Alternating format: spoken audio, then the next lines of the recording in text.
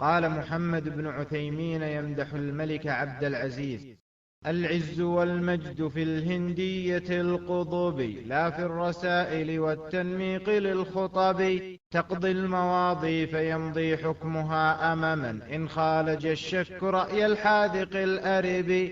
وليس يبني العلا إلا ندى ووغى، هما المعارج للأسنى من الرتب. ومشمعل أخو عزم يشيعه، قلب صروم إذا ما هم لم يهب. لله طلاب أوتار أعد لها سيرا حثيثا بعزم غير مؤتشب. ذاك الإمام الذي كادت عزائمه تسمو به فوقها من نسر والقطب.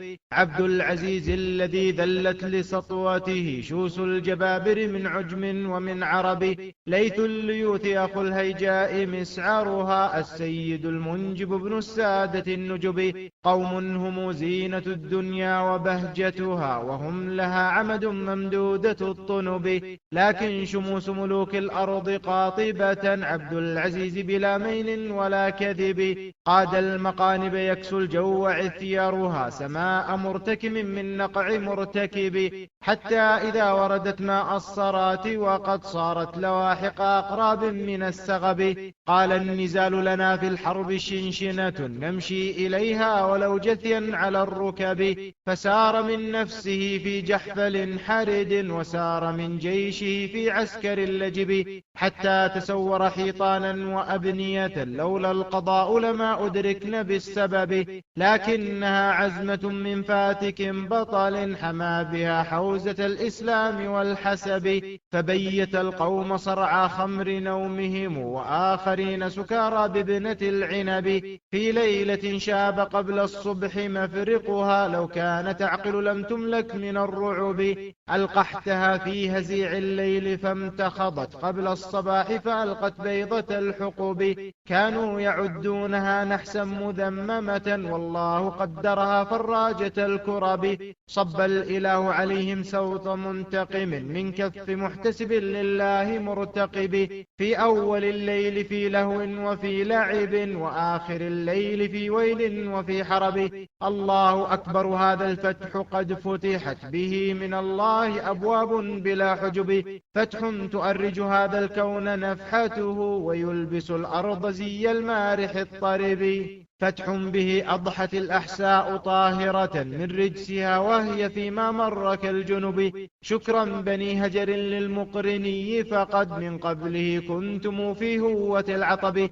قد كنتم قبله نهبا بمضيعة، ما بين مفترس منكم ومستلب. روم تحكم فيكم رأي ذي سفه، أحكام معتقد التثليث والصلب. وللأعاريب في أموالكم عبث، يمرونكم مري ذات الصنو في الحلب. وقبلكم جن نجد واستطير به، فماذه بشفار البيض واليلب. شوارد قيدتها صدق عزمته، فظلن يرفسن بعد الوخد والخبب. ملك يؤود الرواسي حمل همته، لو كان يمكن أرقته إلى الشهب. ويركب الخطب لا يدري نواجذه، تفتر عن ظفر في ذاك أو شجب. إذا الملوك استلانوا الفرش واتكأوا على الأرائك بين القرد العرب. ففي المواضي وفي السمر اللدان، وفي الجرد الجياد له شغل عن الطرب.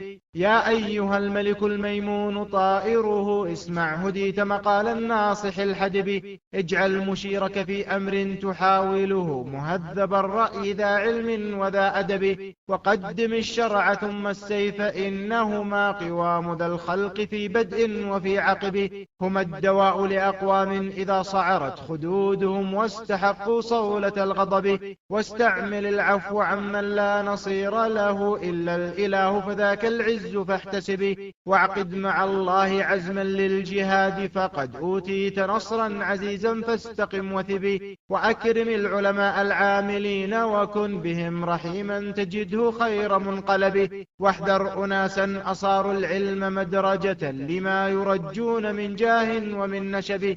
هذا وفي علمك المكنون جوهره، ما كان يغنيك عن تذكير محتسب.